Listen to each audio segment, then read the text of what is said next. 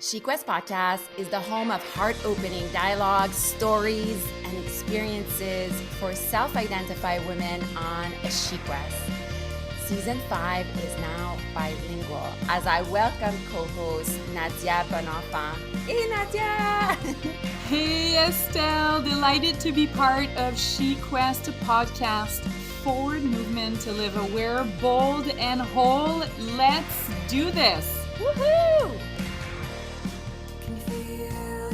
Aujourd'hui, j'ai l'honneur d'avoir une magnifique conversation avec Coralie Dumais, la cofondatrice d'Attitude Nordique, une compagnie de plein air sur les rives de Bécomo.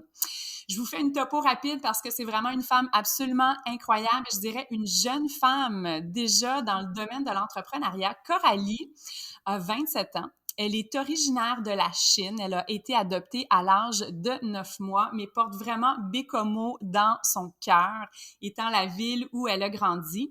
C'est une femme passionnée, clairement, par l'océan, par les montagnes, la connexion avec les écosystèmes. Aventurière de nature, c'est certain, parce que je le sais qu'on va se pencher sur des belles anecdotes de voyage tantôt. Coralie détient un bac en éducation préscolaire et primaire et est passée aussi à travers le bac en plein air à l'université de Chicoutimi. C'est une femme qui a voyagé dans l'Ouest, qui a fait des trips de montagne en Europe et qui est de retour dans, je vais dire, ton patelin de Bécomo pour partager vraiment ta passion avec ton conjoint en plus, Fred, qui est aussi ton partenaire d'affaires. Coralie Dumais, bienvenue sur le podcast de SheQuest. Salut, ma belle Nadia! Je suis vraiment contente que tu sois ici. Puis rapidement aussi, pour le contextualiser pour nos auditrices, je vais juste dire que on s'est rencontrés comment? Des fois, je me dis peut-être que les filles se demandent « Ah, où est-ce que je trouve toutes ces femmes magnifiques? » Mais c'est à travers mon école de yoga, Juna Yoga, parce que Coralie aussi, elle est prof de yoga et bientôt prof de SOP Yoga, j'imagine, pour amener tout ce volet-là dans ton entreprise.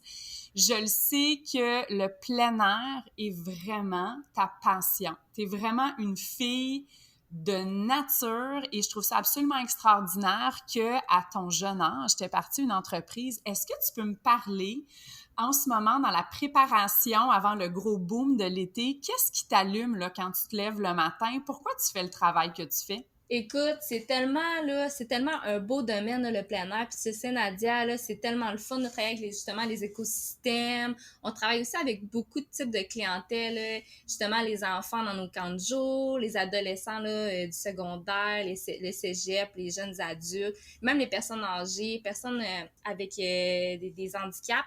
Donc c'est tellement le fun de offrir certaines activités justement puis démocratiser le plein air ici sur la Côte-Nord, là, travailler avec justement là, l'eau, les montagnes, la nature, puis tout, interpréter aussi toute la nature qui nous entoure. Donc, c'est vraiment un beau domaine là, qu'on adore, là, travailler avec les jeunes pour qu'on partage notre passion là, avec eux. Là.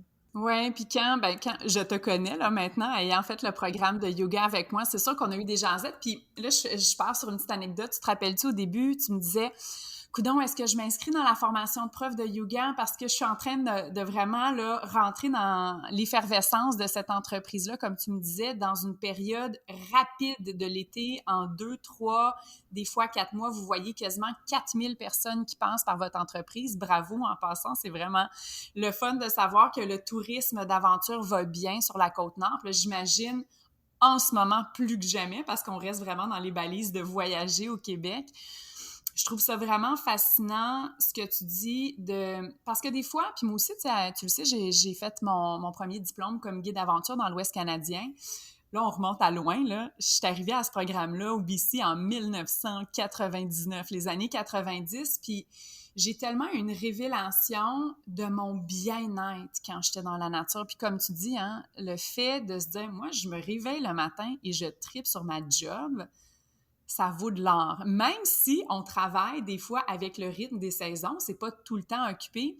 Mais j'aimerais ça que tu me parles de... Tu sais, quand tu dis la passion, admettons, de travailler avec des gens en mobilité réduite, les enfants, les personnes âgées, Tu peux-tu nous présenter un petit peu la topo de ces programmes-là? Parce que je pense que ça se peut que ça l'inspire certaines de nos auditrices à dire, ouais, finalement, le plein air, c'est peut-être vraiment un beau domaine où je peux aller me faire former au cégep ou à l'université, puis après ça, au niveau de l'entrepreneuriat, vraiment élaborer des projets qui nous reconnectent avec notre vraie nature. Est-ce que tu peux me parler de tes programmes un peu?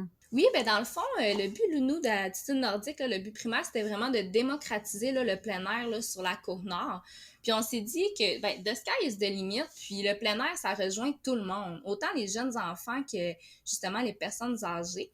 Donc, on adapte vraiment nos activités là, par rapport aux conditions des personnes puis leur intérêt, bien sûr.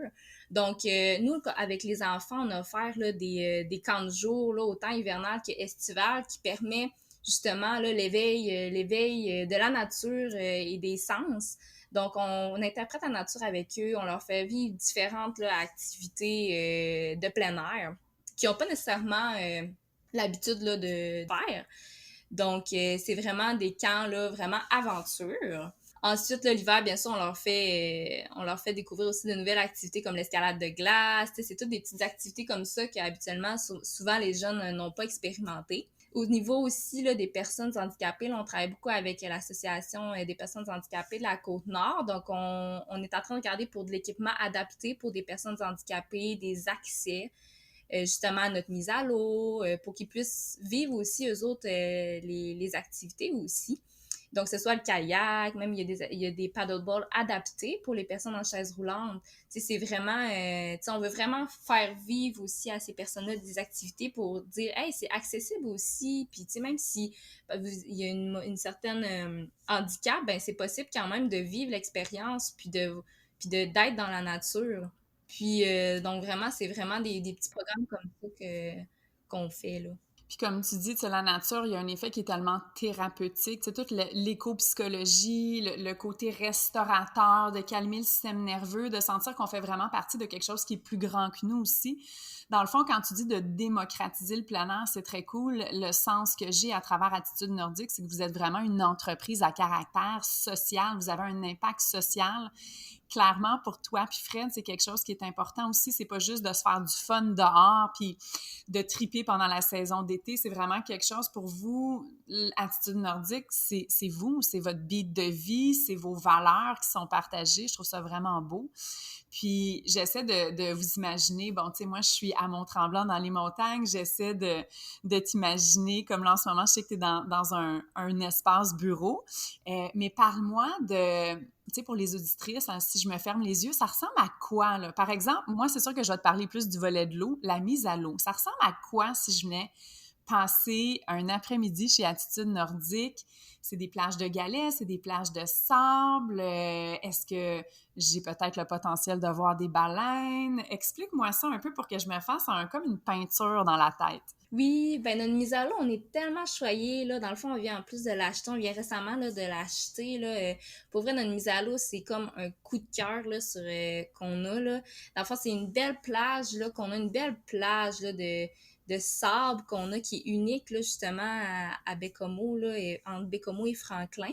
Donc, on est à côté directement de la baie Saint-Pancras, là, qui est reconnue mondialement là, pour les voiliers.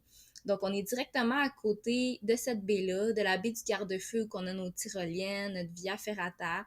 Donc, nous, on veut comme créer une ambiance chaleureuse, accueillant, comme les gens de la Côte-Nord. Fait que quand vous arrivez là, à notre mise à l'eau, on est tout le temps, on est gros sourire, on vous accueille.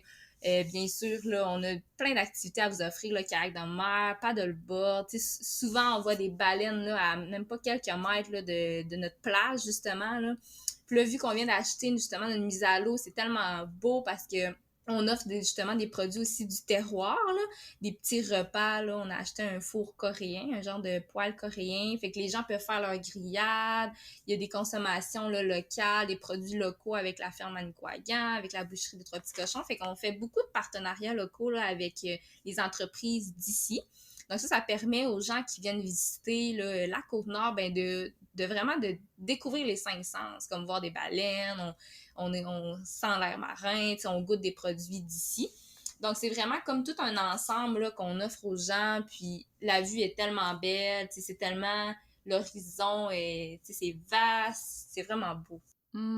Ça, j'allais dire, Ça semble vraiment un endroit paradisiaque où c'est comme si, tu sais, t'arrives puis t'es sur la plage. En plus, tu me parles de nourriture. Moi, j'adore manger. Je suis comme, OK, c'est vraiment comme une vraie vacance en soi, tu sais, de prendre le temps de décompresser puis de se reconnecter. Puis tu parles avec, tu sais, je dirais beaucoup de gusto aussi par rapport à l'élément de l'eau qui est là. Pour toi, c'est quoi, en tant que femme et en tant qu'aventurière, ta connexion à l'eau? Ça représente quoi pour toi?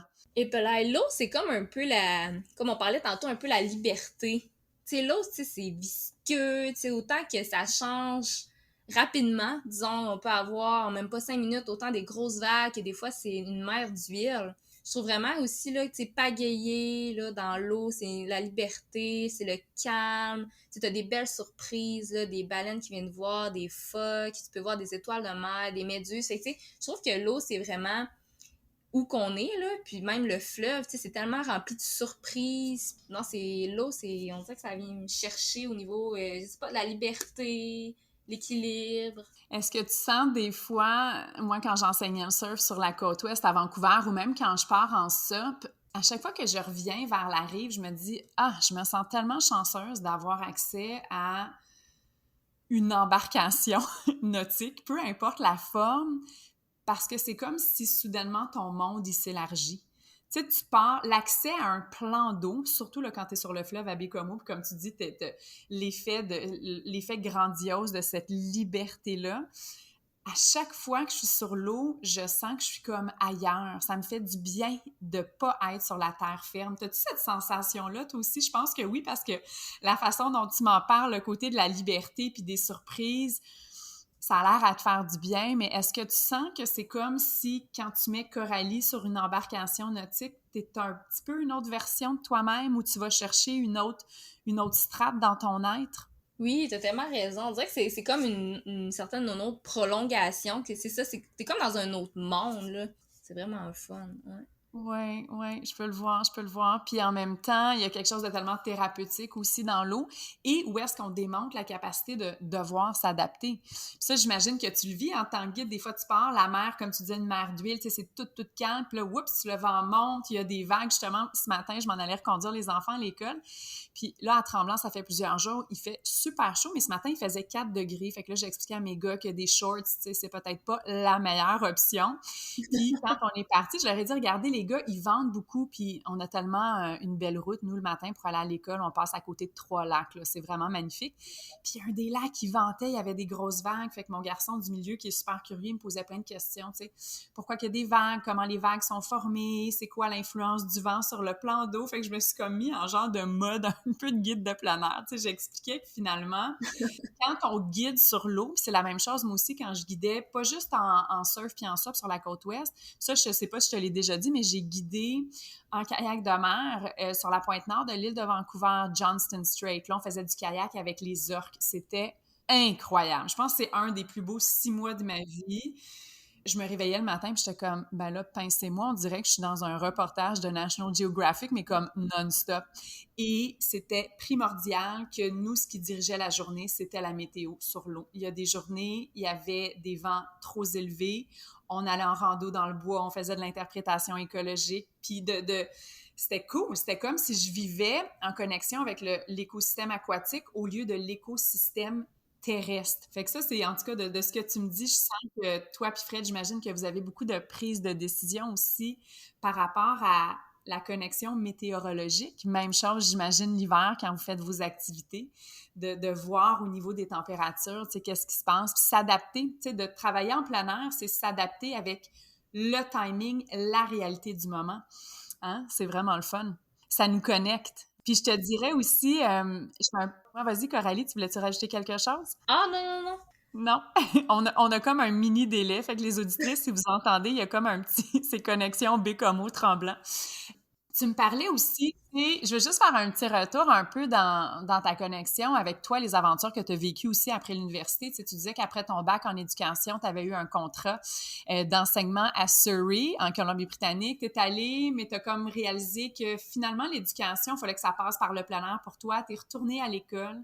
Après ça, tu es parti faire du pouce, ou tu as appelé ça l'autostop, mais tu as fait du pouce en Europe, en Suisse, pour vivre en connexion avec les montagnes? Y a-t-il quelque chose de drôle ou une petite anecdote intéressante par rapport à... Là, tu as fait ça dans ta jeune vingtaine, là, j'imagine. C'est beau, la Suisse. Comment tu as vécu cette expérience-là qui t'a transformée pour revenir au Québec puis dire « Hey, let's go, moi, c'est ça. Je m'en vais dans le plein air, puis c'est ma voie. » Oui, ben écoute, quand je suis partie en Suisse, on dirait que j'étais pas, ben évidemment, j'avais pas fait le bac en plein air, puis on peut dire que j'étais comme insouciante, un petit peu insouciante, là, j'allais dans les montagnes, let's go, j'avais juste de l'eau, du pain, puis du fromage, tu sais, du genre, tu sais, pas de trousse de premiers soins, let's go, on est parti, fait qu'on dirait que, tu sais, j'ai vraiment vécu, là, c'était un voyage vraiment, là, moment présent. Je me levais le matin, je vais faire cette montagne-là. Puis, tu sais, j'ai rencontré tellement des personnes fabuleuses, là, qui ont tellement rencontré là, tellement de belles choses. Puis ça m'a vraiment inspirée de justement là, tu sais, des fois, tu sais, j'avais comme un petit peu un sentiment là, au niveau du domaine d'enseignement qu'on dirait que j'avais comme un petit peu au fond de moi. Je me disais, je me voyais pas là toute ma vie. On dirait que je me voyais pas travailler là présentement. Fait que là, avec ce voyage-là, on dirait que ça m'a vraiment confirmé qu'il fallait que je vive de ma passion. Puis ça a été le meilleur move que j'ai fait, là. Quand je suis revenue justement là, de l'Europe, j'ai fait « Hey, là, il faut que je vive là, de ma passion avec le plein air, puis faut que je m'écoute. » Oui, puis tu sais, ce message-là, il est important. Tu es encore dans ta vingtaine. Je suis sûre qu'il y a des jeunes auditrices qui nous écoutent. Ben peu importe, 20, 30, 40, 50, tu sais, comme tu dis, de se connecter avec son sens passionnel.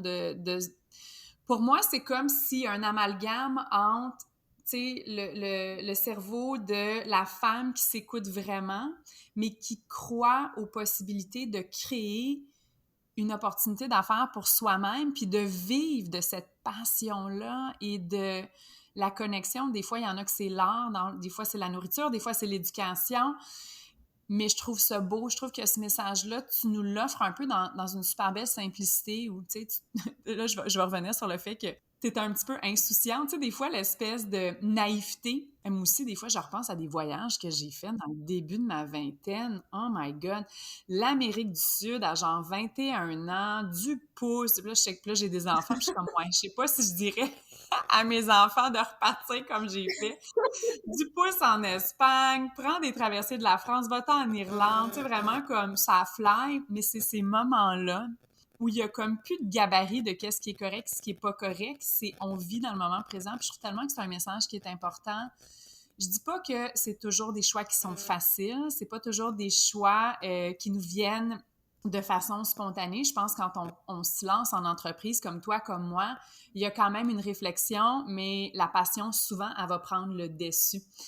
Fait qu'en quelque part, il y a quelque chose de riche puis d'inspirant. Tu sais, encore une femme dans ta vingtaine, de t'être dit oui, de t'être choisie dans ça aussi. Puis peut-être que justement, là, je pense que tout le monde a le goût de repartir en voyage. On va pas se le cacher, mais de prendre le temps dans son voyagement individuel de vie, de vivre des moments, par exemple, comme ça, comme tu as fait, tu es partie quelques mois en Europe. Moi aussi, j'ai beaucoup voyagé dans ma vingtaine, puis je trouve que là, on n'a pas le même âge, là, sauf que plus j'avance dans la vie, on a comme plus de responsabilités. Bon, j'ai mes enfants. Cette année, tu sais, je suis retournée à l'école, je finis une maîtrise en entrepreneuriat. Il y a eu beaucoup, beaucoup de choses qui ont bougé. Mais les petits moments de ces aventures-là en plein air, pour moi, ils font partie de mes cellules maintenant. Je ne sais pas si c'est comme ça aussi, mais quand j'ai besoin de me poser, de ressentir une sensation, je te dirais surtout en lien pour moi avec le surf, là, je me ferme les yeux puis je le sais que je l'ai vécu. Tu sais, ça, c'est comme un accès à un écosystème naturel tellement profond, ça vient à faire partie de nous. Je trouve tellement que le plein air nous offre ces opportunités-là. Fait que pour moi, j'appelle ça en anglais, c'est comme mes touchstones. Tu sais, des fois, je suis comme, arrête de le craver, là, Nan, tu l'as déjà vécu, c'est dans toi. Tu sais, fait que ça, cette beauté-là aussi, quand on travaille en plein air, on le dit peut-être pas, mais il y a beaucoup d'expériences comme ça qui sont créées pour les gens qui viennent vers nous. Puis, je sais pas si tu peux élaborer un peu pour nous, Coralie, par exemple, nous donner un exemple, tu sais, quand tu pars en paddle ou en kayak de mer, tu sais, y a-t-il une anecdote où, bon, c'est sûr que tu parles des baleines, mais tu sais jamais si finalement tu vas en voir une ou non, là, c'est comme payer pour un voyage puis d'aurore boréale, puis finalement t'en vois pas, mais l'intention était là. Est-ce que tu as comme une anecdote qui est cool par rapport à genre, t'es parti avec un groupe, t'avais aucune attente, puis là, t'as eu une espèce de show de baleine ou quelque chose d'aquatique qui est arrivé, tu sais, qui a créé cette espèce de de moments de touchstone, là. Y a-t-il une anecdote, le fun, que tu peux nous raconter pour nous faire rêver un petit peu? Oui, ben, c'est l'été passé, dans le fond, là, j'avais un groupe, là, des jeunes. Puis là, c'est ça, on est allé en paddle, là, vers la baie Saint-Pancras. Puis justement, on n'avait aucune attente, puis on prenait ça relax. C'était vraiment contemplatif. J'aurais expliqué un peu, là, les canaux glaciaires. Puis justement, on avait rencontré un petit peu on avait vu un phoque. Puis c'était relax. On prenait ça vraiment, là, c'était très mollo. Puis là, un moment donné, justement, là, il y a une baleine, là, un rorqual qui a sorti, là, pshhh, à côté de la fille. Mais la fille, pauvre petite, elle avait peur. Elle m'avait dit au début, hey, moi, si je vois une baleine en paddle, là, oublie ça, là, c'est genre ma phobie.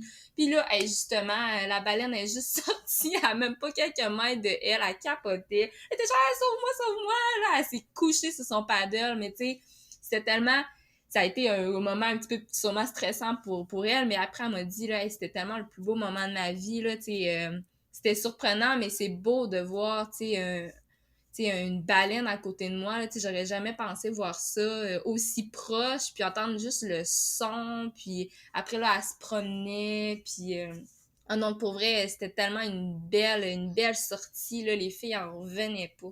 C'est tellement magique des moments comme ça, puis juste de profiter du moment présent, tu penses pas à tes choses, t'es juste focusé sur la nature, les vagues, puis justement la baleine quand elle est sortie, c'est comme un moment là, tellement magique, là.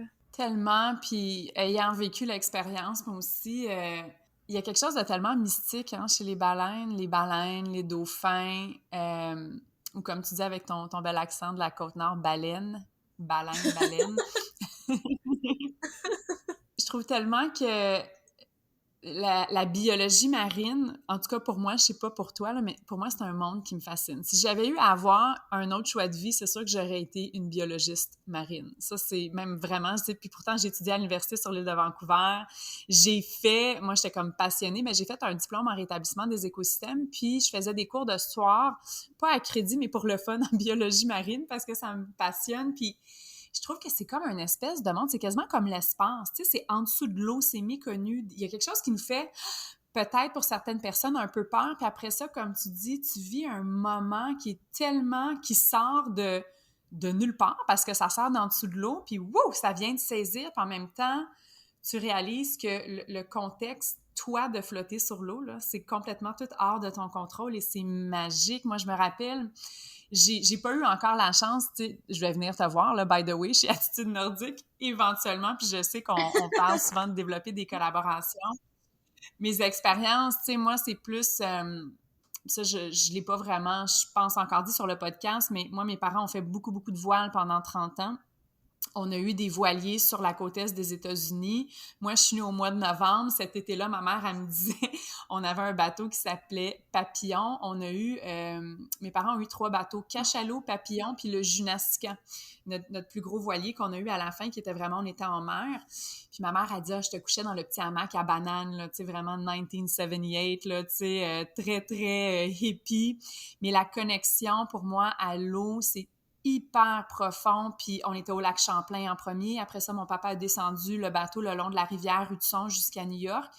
Puis jusqu'à l'âge de 18 ans, nous, on passait 3 mois sur notre bateau par année. On était au Connecticut, puis après ça, au Rhode Island. Puis des fois, je me dis, avoir vécu des parties de ma vie en connexion avec les écosystèmes marins, wow, que c'est un monde fascinant, puis un monde tellement important aussi au niveau de la conservation en ce moment. Puis ça, je sais pas si de votre côté, il y a des actions au niveau de la conservation, la sensibilisation, tu sais, je sais qu'il y a souvent des grands nettoyages des rives.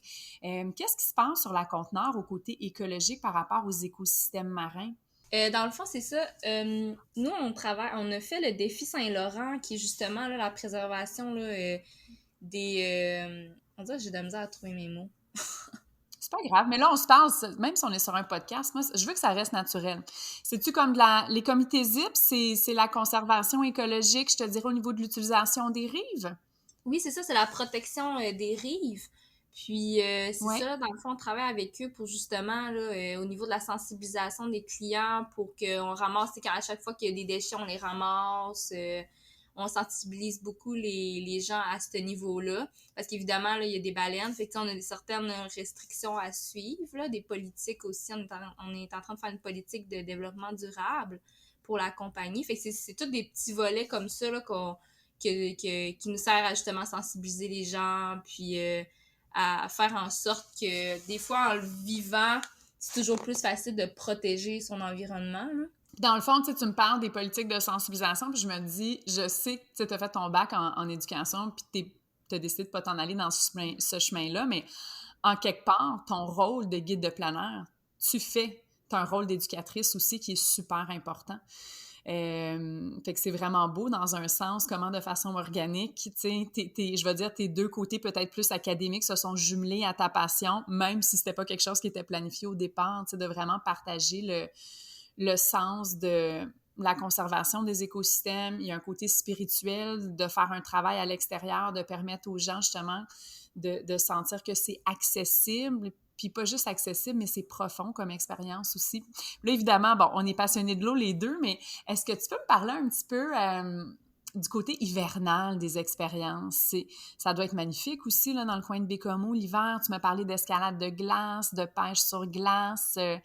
C'est quoi ton beat? Tu sais, quand tu es rendu dans l'hiver, est-ce que tu as tes activités, mais il y en a moins parce que tu as moins d'achalandage? Ou qu'est-ce que tu fais dans le rythme de ton entreprise? Ça ressemble à quoi tes hivers côté, je te dirais, activité, puis côté opérationnel en tant que femme d'affaires? Ben l'hiver, bien sûr, là, tu sais comme moi, c'est un petit peu plus tranquille. Puis c'est un petit peu plus au niveau aussi administratif. Là, on fait comme un bilan là, de la saison estivale. On prend ça un petit peu mollo aussi parce que l'été, tu sais comme moi, c'est vraiment un gros rush, là. Et mon Dieu, l'été, c'est notre grosse saison. Fait que l'hiver, tu sais, on est là pour se ressourcer aussi tranquillement. Puis justement, on a des petites activités quand même, là. Tu sais, la Côte-Nord, c'est vraiment un beau territoire pour l'escalade de glace, là. C'est super reconnu.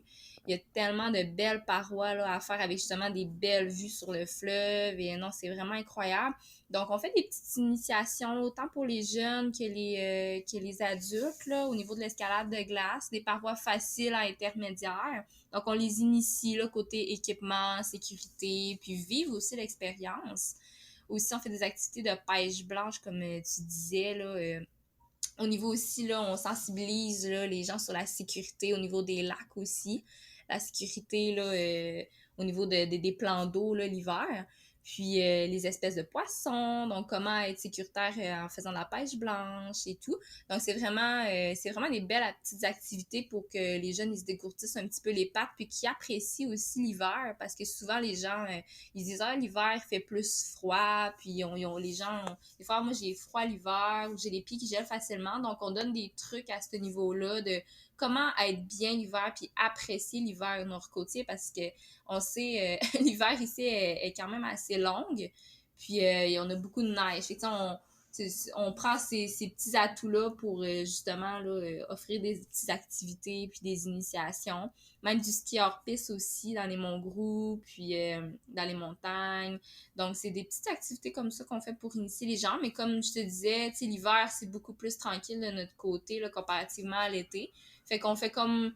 On fait des petites activités avec les écoles, de survie et tout, là. Fait que c'est plus mollo, mais on garde quand même notre rythme là, de jouer dehors, là. Ouais, mais dans le fond, c'est un peu ça la beauté aussi d'avoir son entreprise, c'est que oui, on répond à un besoin de la clientèle, mais a priori, ton rythme de ta vie que tu choisis de te faire, il est important aussi. Tu sais, il y a une espèce de momentum où justement tu es vraiment en connexion avec les énergies des saisons, beaucoup l'énergie du feu, du soleil, l'été, c'est très, très occupé. Même chose avec Juna, on a nos programmes, oui, pour devenir prof de yoga. Après ça, le côté des formations de profs de SUP yoga, les retraites éventuellement, quand elles repartent, c'est vraiment occupé. Nous autres, un peu comme toi, tu sais, fin avril jusqu'à octobre, c'est un gros temps.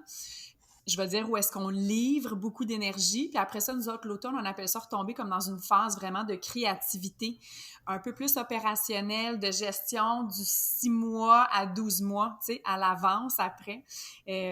Moi, je pense que c'est tellement un des plus-values d'avoir une entreprise. Puis je suis sûre qu'on parlerait le même langage, à se dire, oui, justement, le fait que tu puisses faire tes horaires, prendre du temps pour toi, prendre du temps avec ton chum aussi, puis de peut-être, je sais pas si vous faites ça, des fois, je se dirais, hey, coudonc, on va-tu aller découvrir une nouvelle piste, une nouvelle paroi, voir si c'est quelque chose que tu peux rentrer après ça dans le contexte de tes offres, tu sais, est-ce que toi puis Fred, clairement, je vois des photos souvent de vous deux en escalade, c'est ton partenaire de plein air, est-ce que tu nous en parlerais un petit peu de votre connexion, vu que vous êtes des amoureux qui ont une entreprise ensemble? Oui, ben écoute, nous, dans le fond, on s'était connus justement. Ben, Fred, ça a été mon prof là, de cégep, là, d'éducation physique, là, il a quand même un bon. Ça fait quand même longtemps. Puis, c'est ça, fait qu'on s'est revus sur la paroi d'escalade à la jonction à Bécomo. Dans le fond, on avait fait comme une. Il organisait là, le club d'escalade, une journée d'initiation là, ouverte à tous. Puis, j'avais fait du bénévolat là. Puis, c'est ça, on s'était connus là. Fait que, en tout cas, ça avait super cliqué. Puis là, évidemment, là, on fait des belles activités ensemble. On va souvent dans les monts Grou. On fait... tu sais, c'est sûr qu'on essaie de séparer aussi la job parce que tu sais comment on a que... Tu sais, quand on travaille avec notre passion, des fois, c'est difficile de faire une certaine coupure, là. Ouais, c'est ça, de faire comme une coupure, là, au niveau job, puis, tu sais, vie personnelle. Surtout dans les activités, vu qu'on vit quand même du plein air, puis des activités physique dehors, là, fait que dans le fond, c'est ça, on essaie comme de séparer ça un peu. C'est comme là, on a des activités, là, on va à la chasse à l'orignal, on va souvent dans les monts Grou, là, des fois relaxer là-bas, on fait habituellement un voyage là, par année, là, comme l'année passée, on est allé, non, excuse pas, l'année passée, là, il y a 2 ans, on était allé au Pérou, on était aussi d'aller à Hawaï cette année, mais là, avec la COVID, ça avait comme... ça n'avait pas fonctionné, mais tu sais, on prend toujours un moment ensemble là, pour justement, là, on relaxe, puis on laisse la business un peu de côté, puis on se refocus, là. Puis tu parles, tu sais, d'aller chercher, j'imagine, pour vous, de la viande sauvage. Fait que clairement, vous n'êtes pas végétarien, mais est-ce que tu mets une grande valeur de s'apprivoiser le territoire pour vraiment vivre en lien avec tout le côté naturel du terroir pour toi? Oui, ben c'est vraiment important pour nous. Ça fait vraiment partie comme de nos valeurs, là. Dans le fond, on est beaucoup sur l'autosuffisance, autant alimentaire que même d'autonomie tout court là, dans la vie. T'sais, on a nos poules. Là, on vient d'avoir des alpagas là, pour la laine. T'sais, on va chasser notre orignal. T'sais, on est vraiment, on vit à côté du fleuve aussi. Fait que c'est tellement relaxant. Puis on a vraiment un beat de vie quand même mollo, là, parce que la business, ça roule vraiment tout le temps quasiment tout le temps à fond, là. Fait que, tu sais, on dirait qu'avoir notre petit cocon puis nos petites affaires, c'est le fun, tu sais, on pêche notre poisson, tu sais, on vit vraiment la simplicité carrément, là. On dirait que c'est comme, ça fait comme permet un certain équilibre aussi avec la business puis notre vie personnelle, là. Fait qu'on on aime vraiment ça pour vrai, là. Ouais, c'est un beau... Dans le fond, c'est que tu vis vraiment au rythme de la nature. Tu sais, tu as Ouais. choisi de t'immerser dans l'entrepreneuriat pour partager cette passion-là, puis en même temps, toi, tu essaies de te mettre dans le beat des saisons puis des écosystèmes, puis c'est le fun, là, tu nous parles un peu de ce slow living-là, puis de la connexion. Puis j'essaie d'imaginer, parce que je suis jamais allée chez toi, tu sais, la maison, est-ce que vous avez comme des panneaux solaires ou, tu sais, ça ressemble à quoi un peu ta demeure avec Fred? Dans le fond, nous, on est vraiment là, on est à quelques, même pas, quoi, 2-3 kilomètres de notre mise à l'eau. Fait qu'on est proche là, de un petit peu de notre lieu de travail, mais la maison est très proche du fleuve. On a un petit jardin, on a un petit garage là, pour bisouner. Puis on est vraiment au cœur de la nature, de la forêt. T'sais, c'est pas comme un champ, on est vraiment dans la forêt boréale. Puis c'est tellement relax. On a juste un voisin qu'on apprécie beaucoup, là. Dans le fond, on se voisine un peu, puis sinon, c'est ça, on a juste un voisin. Fait que, on est vraiment, là, comme isolé de la ville, puis on fait nos petites choses, puis c'est vraiment tranquille. On a un petit spa pour profiter, justement, là, prendre ça relax. Ça a l'air, ça a l'air comme d'un beau spot pour s'évader. Puis, tu sais, je me dis des fois, quand on est dans l'action d'être dans un milieu qui est plus urbain, je dis pas parce que, tu sais, c'est pas que je le catégorise, parce que je pense qu'il y en a qui trippent en milieu urbain, puis le milieu urbain, ça a tellement une belle vibration créative aussi. Je veux dire, je pense qu'il y a des atouts dans tous les écosystèmes ou tous les styles de vie où est-ce qu'on a le goût de baigner, mais il y a quelque chose, c'est les dernières années, ben moi, ayant habité en Colombie-Britannique pendant 10 ans, mes beaux-parents habitent sur l'île de Vancouver, je vois vraiment qu'il y a un slow living au BC, et je trouve qu'à peu près depuis 10 ans, on est vraiment en train d'ancrer ça au Québec encore plus. Il y a beaucoup de retour à la terre. J'ai plein de copines ou des copines, des copains qui ils déménagent dans le coin justement de la Côte-Nord ou Bécomo, les îles de la Madeleine, de faire une espèce de retour à la terre pour justement, à un moment donné, se dire « Hey, c'est quoi la vie, là? C'est juste de faire du 9 à 5, puis de gauler, puis de rusher, puis de se mettre une pression constante, ou c'est de prendre le temps de vivre? » Puis tu sais, je pense que un des points inspirants de notre conversation ce matin, c'est que même dans ta connexion, ta présence, tu as vraiment des grandes racines. Tu sais, tu es une femme qui est vraiment ancrée, tu es comme je suis ici, puis c'est moi, puis je m'affirme dans oui, je suis une entrepreneur, une entrepreneur, je dirais, jeune, passionnée, puis en même temps, tu trouves exactement le timing de faire de la place pour vivre de tous les beaux petits détails de la vie. Je suis certaine que ça l'inspire des auditrices qui sont comme « Oh mon Dieu, pas juste que j'ai le goût d'aller faire du SUP yoga ou du SUP avec les baleines, mais de savoir que c'est quelque chose qui est accessible dans nos choix, tu sais. » Puis ça m'amène vers un peu une question. Tu le sais, moi, je prépare jamais tant de questions, on se parle, ça vient vraiment du cœur, nos conversations, mais est-ce que toi, sur la Côte-Nord, en plus, t'es de Bécomo, t'as-tu remarqué une genre de migration des gens de la ville qui viennent s'installer en région? Oui, ben de mon âge, je te dirais mi-fin vingtaine, on dirait qu'il y a quand même un mouvement que justement des jeunes qui veulent revenir s'installer en région parce qu'on est bien en région, tu sais, on a la nature, c'est surtout ceux là justement qui aiment le plein air, qui aiment ça être pas nécessairement relax, mais tu sais qui aiment avoir un beat un petit peu plus ralenti là, que la ville là, qui est assez mouvementée. Là. Fait que je pense que beaucoup les jeunes, ils reviennent, la famille est ici, puis il y a des beaux espaces pour faire du vélo de montagne, pour aller faire de la randonnée, pour juste faire du kayak, on est à côté du fleuve. Fait que je pense que les gens, aussi, comme on parlait tantôt, il y a comme un changement aussi de mentalité un peu qui s'en vient, surtout dans les jeunes, là, de justement vivre le moment présent, plus ralentir, profiter de la nature, puis que c'est ça, je pense que tranquillement, là, il y a plus de jeunes qui viennent s'installer. Puis il y a un sentiment d'appartenance aussi qui se crée là, dans la ville là, avec les petites entreprises locales. Puis tu sais, avant, ben comme moi, c'était beaucoup une mentalité un peu d'usine, là. Genre, je me lève, je vais travailler, puis tu sais, les usines, c'est important. Oui, c'est vrai que c'est important, mais pour l'économie et tout, mais tu sais, je pense qu'il y a une certaine part aussi que de changement de mentalité qui s'est installé, là, que les petites entreprises locales s'approprier justement les produits d'ici. Puis je pense qu'il y a une certaine fierté là, qui s'est tranquillement qui se développe là, ici.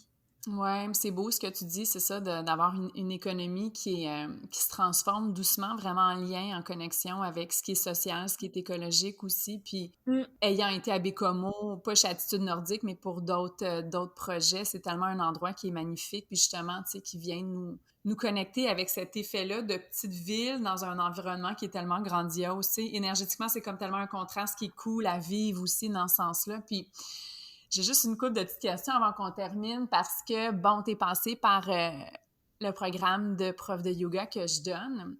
Comment tu vois le yoga s'insérer dans tes offres chez Attitude Nordique? Puis, c'est quoi pour toi ce mouvement-là? Ben, je pense que le yoga avec Attitude Nordique, je vois ça comme, évidemment, on va mixer ça là, avec le plein air. Donc, vraiment, la relation avec la nature. Moi, le yoga, tu sais, je vais t'avouer, tu sais, je préfère vraiment faire ça dans un milieu naturel, dehors ou devant le fleuve ou en forêt. Fait que je pense que je vois ça beaucoup comme une complémentarité, justement avec nos activités, de permettre aux gens encore plus de vivre le moment présent, de relaxer, de se refocusser sur soi. Fait que je pense que avec Attitude Nordique, ça va comme faire tellement une belle complémentarité, là. Tellement. Puis ça, je pense qu'on parle le même langage. C'est que les plus beaux studios, c'est les studios naturels aussi, quitte à même ne pas avoir de tapis. Tu sais, tu pars en randonnée, tu es dans le bois, tu fais une méditation, tu pars en groupe, tu fais un peu de mouvement de yoga sur ton SUP.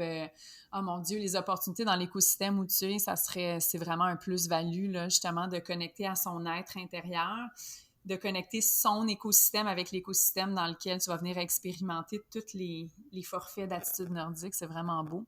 J'aime tellement tu sais, tu as tellement une énergie qui est apaisante.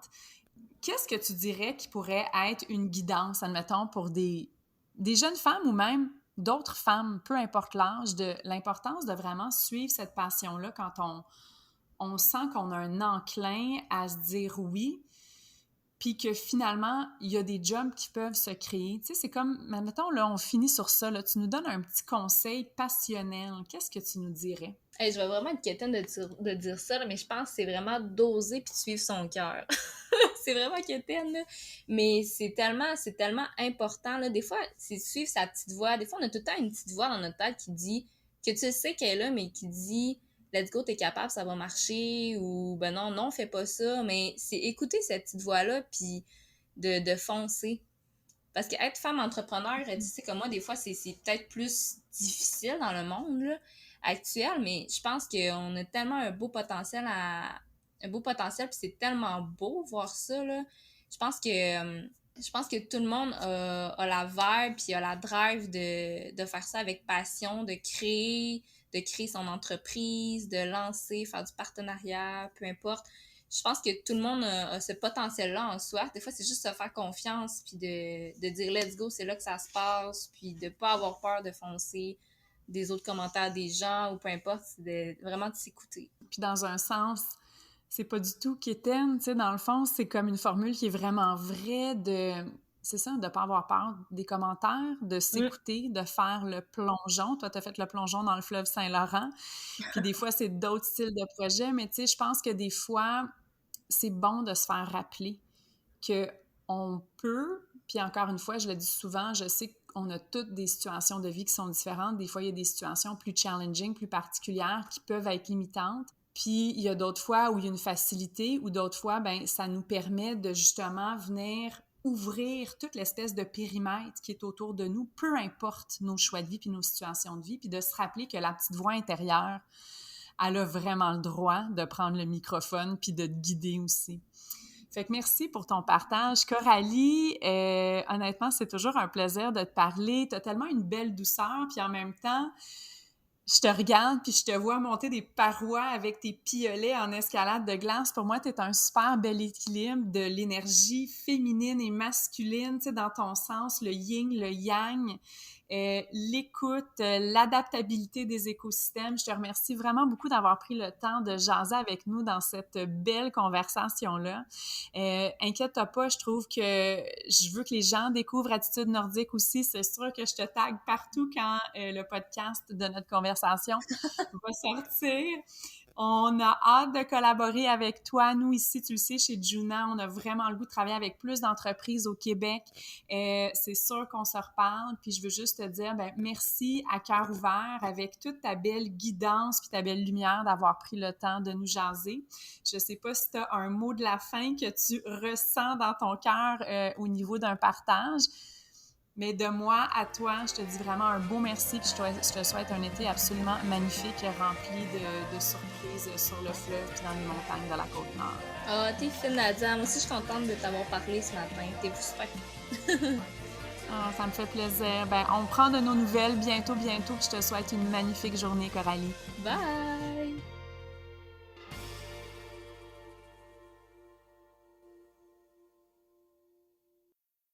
This podcast was produced by Tosh Taylor of the Podcast Hub Productions. Find her online at podcasthub.ca.